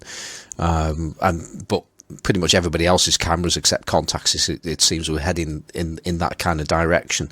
But it's a sheer coincidence. I've actually just bought a Canon EOS camera, and I've bought an EOS 10, and it's to take part in the ultra low ISO club's next project, which I think I mentioned last week, because I'm going to be getting hold of some sprocketless film at 0.6 or 0.8 of an ISO.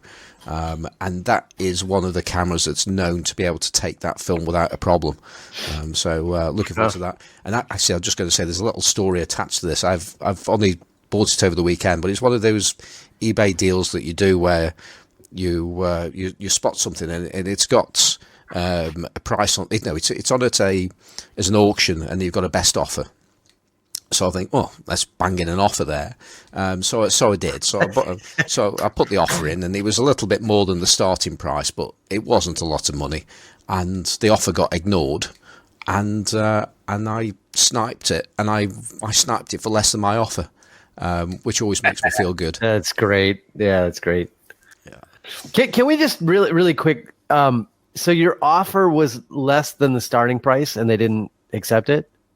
No, my offer was more than the starting price. Okay, because I'm fundamentally not understanding what the F people are thinking when they put a low starting price or best offer. Well, why are you doing this backwards, people? I can tell. I can tell you why I think that's happening, and I think it's also. I think it's an eBay thing, right? It is, and the fact that my offer was ignored doesn't actually surprise me either. And it's a case of, I know that people have put things onto eBay and they've gone out with offers, and people have not actually understood that it's going out with an offer. They didn't intend for it to have an offer on it. It's just because they haven't unticked or unchecked a box. Because it does it by default in many cases. Until you've unticked it or unchecked it, it will stay on there every time. It's really annoying to people. You're right, because I put everything that I post for the shop is posted with a price or best offer, and the thought is that the best offer is always lower than the listed price. So when I see something listed for a low price that says or best offer, I'm like, so you want less for that? Yeah. It's just really bizarre. Yeah. Anyway, sorry. No. eBay bizarreness. Yeah. So anyway, so that's my little EOS story there. So should we go on to, I don't know, have we got 3 emails or is it just 2 this week? I can't remember. Do the other email, and then I'm gonna give you a digital camera recommendation because yes. Okay. Excellent. Okay. We have. I'll read this whole thing. It looks really funny this way because I don't know where. I guess I copied this from the email, but it says a new query has been submitted by Chuck Orger on Friday, the 11th of October, 2019, at 8:23 and 40 seconds p.m. Hi guys, you recently discussed Jeff Bridges using a wide lux. I saw the dude there and I got all flustered. Well, B&H Photography Podcast has just had Jeff on their October 10th episode, during which he discusses at length his use of the wide lux and the new book he has coming out featuring his photographs. Thought your listeners might be interested. Chuck Orger, Austin, Texas. Yes, indeed. Thank you, Chuck, for sending that. I also saw there was a little bit on the Guardian this week where they had a little outtake of Jeff Bridges writing a little, monograph of using the wide, like how he got started using the wide lux, which I assume he, wrote for the new book, which is really interesting. Everybody should see his work. It's great stuff. Yeah, he was also on the Kodachrome podcast as well, quite recently as well. Yeah. Which is, of course, the only because he's out there in so many different places. That's the only reason we didn't book him, isn't it, Johnny? Well, yeah. Who wants Jeff Bridges? He's everywhere. So. Yeah. Oh dear. Never mind. We're too late on that one. There you go. Well, that Kodachrome interview he did is older. He did in the past, but it's he's doing a little bit of publicity tour stuff for the new book, which as he should, because it's more photos of his wide lux photography. So he's putting himself out there a little bit for that at the moment. Yeah. Okay. Is that the last one? Yeah, I think it's just the 2. Yeah, but the reason why I'm asking that question is because somehow I seem to have managed to delete all my sent emails. Oh, they come back now. That's good. I was getting a little bit worried there. So there we go. That's good. So that means we need to go back to Perry because you got this digital camera recommendation for me. Yes, I'm going to recommend to you my personal favorite digital point and shoot, which is the camera that made me sell my Fuji X-100 T, which is one of my favorite digital cameras of all time. Talking about bells and whistles, the Ricoh GR, Ricoh GR II. Well, what was that sound? Nothing. Go ahead. This is the camera that I'm going to recommend. Have either of you tried this camera? I know it's not a classic lens, has very little to do with our podcast, but you know what? People often ask me, a few people this week in the group have asked me, do I have any digital cameras? Do I shoot digital at all? This one, I have a Leica M240. I use that to test lenses. I have a bunch of digital cameras. This is my favorite one. Wow. Really? Yeah. So have either of you used it? Yes. I guess I'll go first because I clearly have less experience of this camera than Johnny. It's one of those cameras that looks really interesting. There's no question. Although I think if I was to go with a compact digital, I still drawn more towards one of the X100 cameras. That just seems to be the way to go. Even though Fuji's do my head in so many different ways, it's still the camera that I think I could make the effort to like more than the Ricoh. I've held the old. Sorry. Understandably so. Yeah, I've held the older Ricoh GR, various versions of them, film cameras, which all feel great to me. I like the idea of them as well, but I get the feeling the reason why I wouldn't go that way is also the reason it might be what Johnny's about to talk about in terms of longevity and build quality. So, Johnny, am I on the right lines there? Yeah, I've seen so many broken Ricoh GR2s, and they all have failed in the same way. That just makes me I would just avoid them. I mean, to me, how have they failed? The lens detaches inside the barrel, so it no longer focuses because the lens is now detached inside the lens barrel. I've seen about 6 of those. I'm not even exaggerating. Yeah. So to me, I'm like, I look at that camera and I look at the the Fuji with the 28 millimeter lens with the X whatever. The X70, yeah, which is basically the same. It's the same focal length. It's the same, more or less, handling. In a camera that's a little bit bigger to the point where it's not as pocketable as the Ricoh. Right, it's a little bit bigger, but will maybe last more than a year. So it has that going for it. So I've had this for a couple of years, and there's a guy in Hong Kong who repairs them. But I mean, that aside, Simon, let's talk about some of the bells and whistles of this thing, because I do love the X100, but this thing, it has just a few features that are utterly genius, in my opinion. Number one, my favorite feature by far, it has a feature called snap focus. And what that does is it allows you to, with a digital depth of field scale, it allows you to preset a distance for the camera. And so normally when you're shooting with it, it's autofocus. But you can set it so that you press one button on the back and it will snap to that focus distance. And then you shoot at that distance for a pre-focused scale focus camera. So I have mine set at at 2.5 meters. So I know that if I turn the camera to f5.6, f5 actually, all I have to do is press that button and bam, and everything from like 1.5 meters to infinity is in focus. It's genius for street shooting.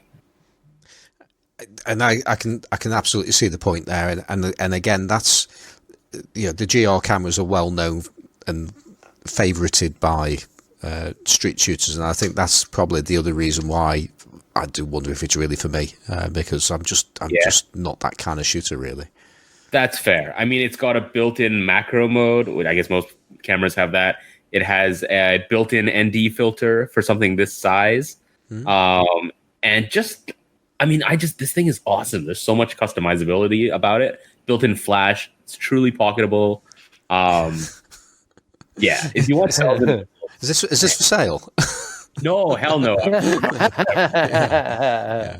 And the I know I sound like a spokesperson here, but we never get to talk about these kinds of cameras, and we're talking a lot about film, but I love this thing. The black and white presets, they have a black and white mode, and then they have a high contrast black and white mode, which is like a Johnny Sisson mode.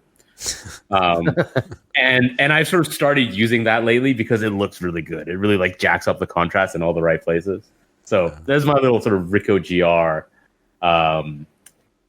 eulogizing. For the X100 has their film simulations. This has sort of like cross-processing simulations and stuff. It's good. Yeah. It's it's a really cool camera, and people who like them and are in the zone with them, they adore them. And Yeah. Hey man, I'm never going to knock something that somebody really enjoys using because it's good for them. I mean, more power to them. It's just I feel like it unfortunately suffers from a really pretty common defect that causes them to expire early. And sensor dust is an issue. Yeah, right. As well. Yeah. Oh, that's unforgivable, though, isn't it? Sensor dust on a compact camera. I mean, that's just too much. That just wind me up royally.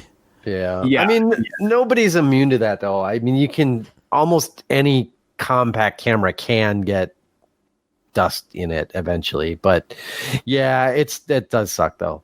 Because it's pretty much fatal. Because the cost if it's not under warranty, the cost to get it fixed is going to exceed the camera value. But it's one of those.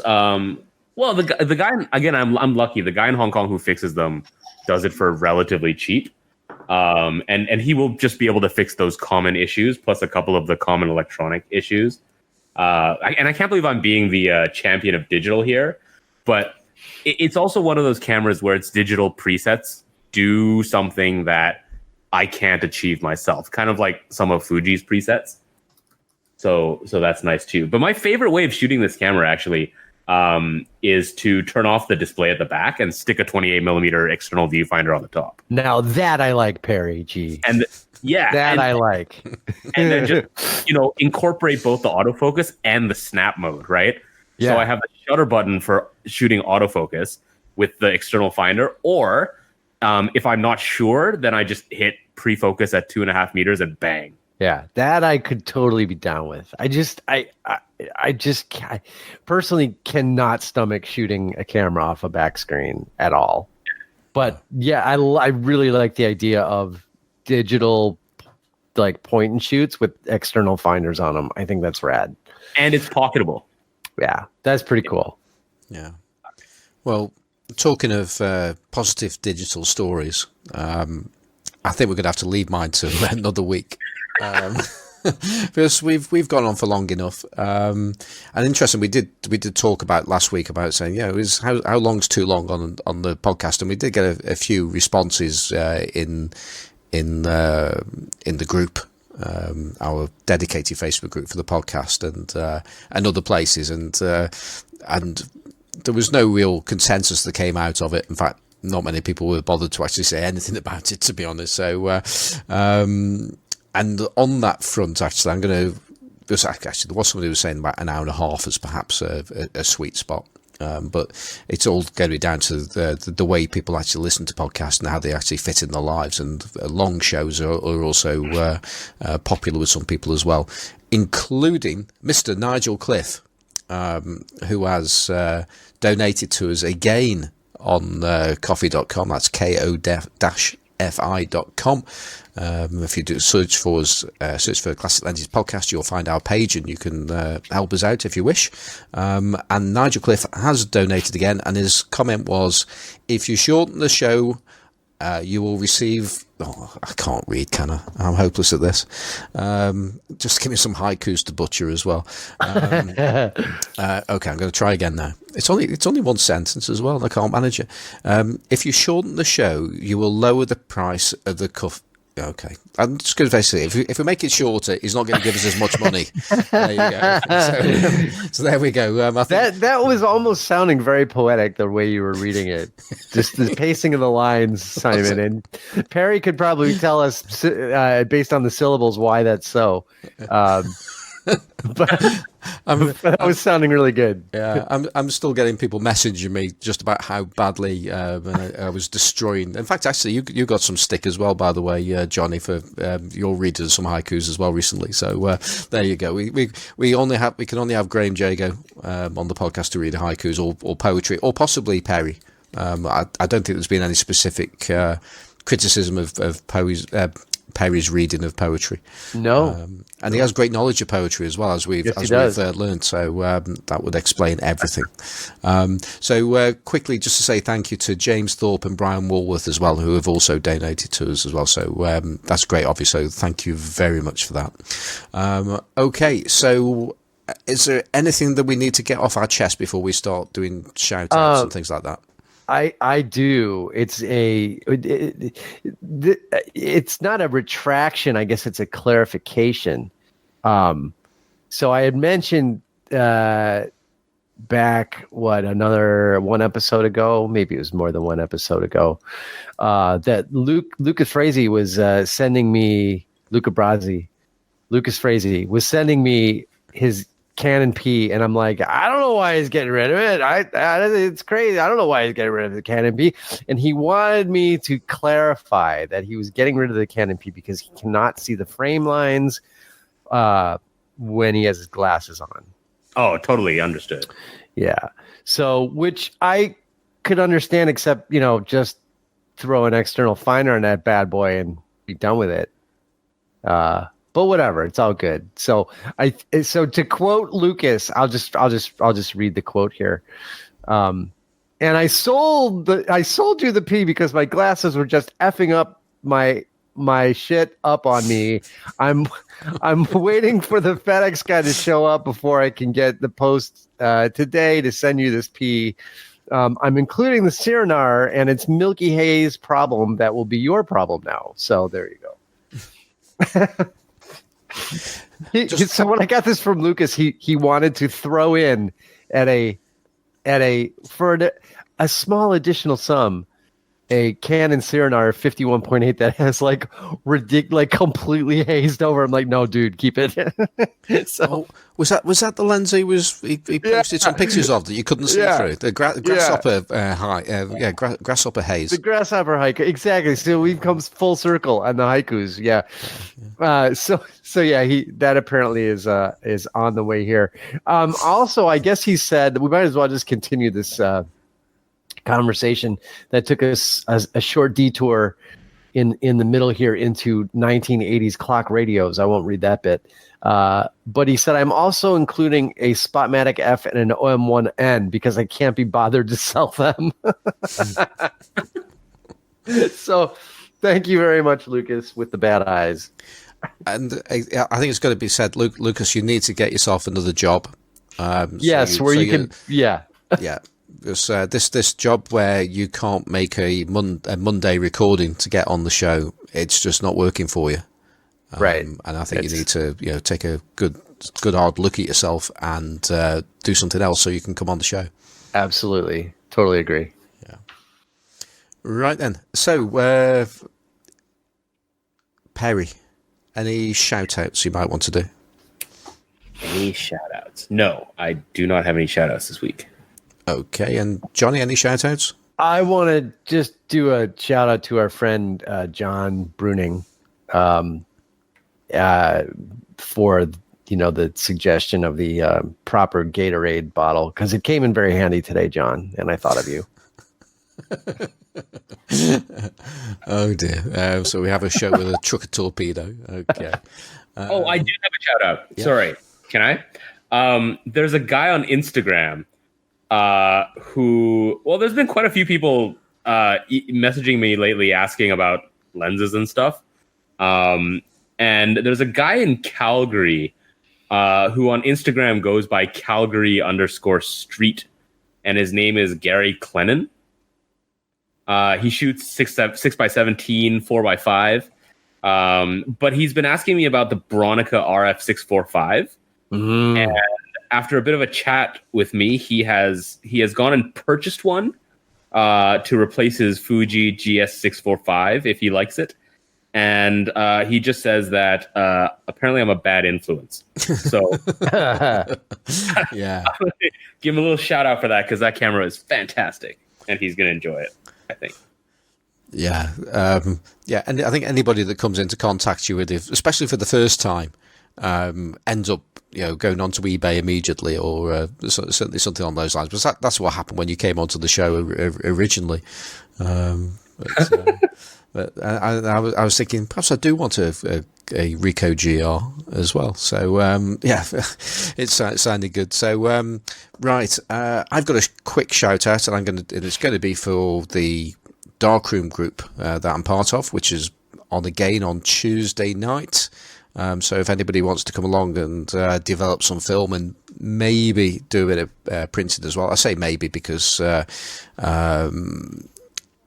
this week Brian, our leader, isn't there, and most of us that are there aren't really that good at printing. So, but we're reasonably good at developing and talking. We're very good at talking, and we make cups of tea.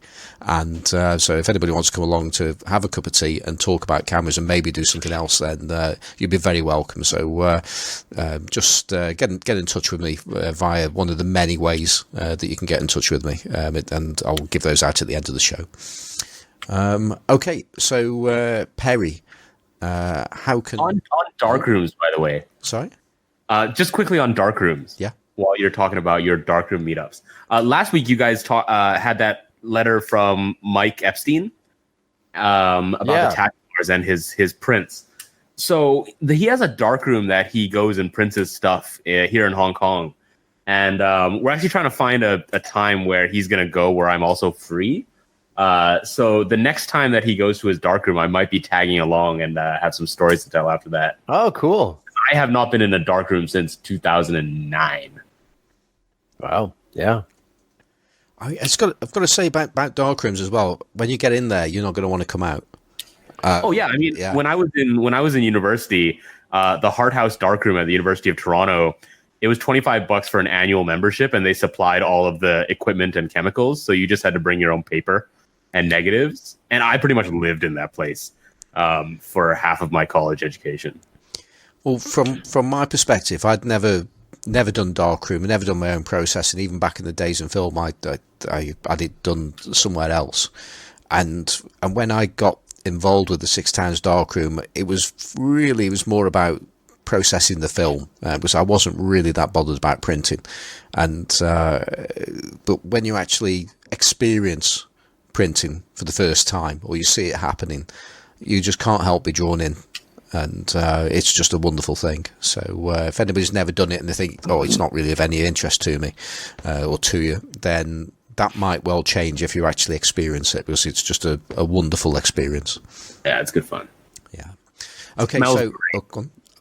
Smells great. Yeah. Right then, so Perry... I've had my lifetime's fill of darkroom work. You guys have at it. It's like, you guys enjoy it. I am never going back in a darkroom. You sound like one of those guys that doesn't want to go back to film.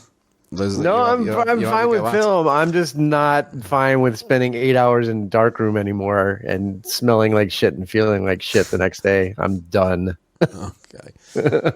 Fair enough. Well, Perry, how can people keep up with you outside of this podcast?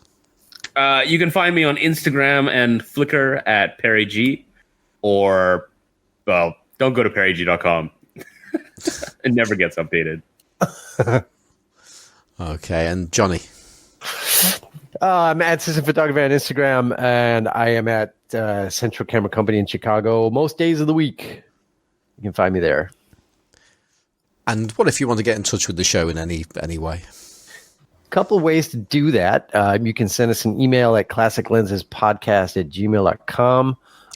Which is actually the way that Chuck sent his email, and it really gets garbled, and it also goes into my spam folder as well. So so please, yes you can, but please do it in the way that Johnny's about to say. And I believe that way would be to go directly to classiclensespodcast.com, which is the home of the podcast. No, not that way? No, that's the bad way. That's the bad way. Okay, yeah. Don't do that. Yeah. Don't do that. You go there to read all the podcast notes and all that good stuff. Yeah. But just email us at classiclensespodcast@gmail.com. That's the one. That's the one. And what if you want to see words as you listen to the podcast? Yes, if you want to see words that may or may not accurately reflect the words coming out of our mouths on this podcast, you can do that by going over to YouTube and following along the video there and seeing what words they put up when we speak words and see how accurate they are to matching our speaking. And to find that, because I know that Johnny doesn't know how to This is a trick question, isn't it? Well, no, not really. I would just think you would probably go to YouTube and type in Classic Lenses podcast. I mean, that's probably what I would do. And that's what I would do as well. Yeah. So instead of typing in, cat videos, just type in Classic Lenses podcast. Let's just see how the pages, how the channel's going at the moment. And that's a good idea. Yeah. You know what? We hit an all-time high with the last week's show, which was called "Like Where's Perry Like," and which clearly brought people in who were sort of thinking, "Where's Perry like?" And we actually did 10 views. So, that's pretty good going. So wow. Yeah, we are dominating YouTube, and we're fast becoming influencers. Right, so that's that, and then it's me now, I suppose. I've got a website called Simon Forster Photographic, where I have reduced my price of my FICAS adapters on there, although I'm probably going to reduce those prices onto eBay quite soon, because nobody rushed to my website to buy some adapters, so I'll reduce them on eBay as well now, although they'll still be slightly cheaper on my website, by the way, but there you go. I'm also on Instagram as Simon Forster Photographic again. I'm on, except don't put again in there. I'm on Twitter as Simon4. That's all the useful places. We're all in the Facebook group dedicated to the show, which is the Classic Lenses Podcast Facebook group, and we also hang out a lot in photography with classic lenses. Difference between the two is the podcast group is just things that are specific to do with the podcast. Simple as that, and you can be a little bit more free with the things that you put in there, whereas in the photography with classic lenses, there's a whole set of encyclopedic rules that you must obey to put something in there, whether you like them or not, and no matter how arbitrary they are. And they're only arbitrary because I wanted to be able to use my Contax G lenses in the group, so that's the most arbitrary part, and it's all my fault for making it arbitrary like that, but there you go. So that's it. Don't forget, join the Emulsive Secret Santa 2019, because you've only got 2 weeks left to actually register for that. And we'll have the link to that at the end of the show, but like I say, just go to emulsive.com and you can find it from there. There's more. There is more, because we don't want to forget that people should, while they're on Instagram, check out Best Vintage Lens. Yeah, you got to check out Best Vintage Lens, because you can see daily photo features of photos made with classic lenses. So you definitely want to check that out, and you definitely want to see their weekly, occasional, when they get around to it, review of each podcast, which is better than the podcast itself. So you want to check that out for sure also. Absolutely. I feel double bad about that now, because not only is Ricardo been tuning in for the last 4 weeks to hear me say something nice about digital, I've still not done it again. So sorry about that, Ricardo. Although I haven't actually been bad about digital at all.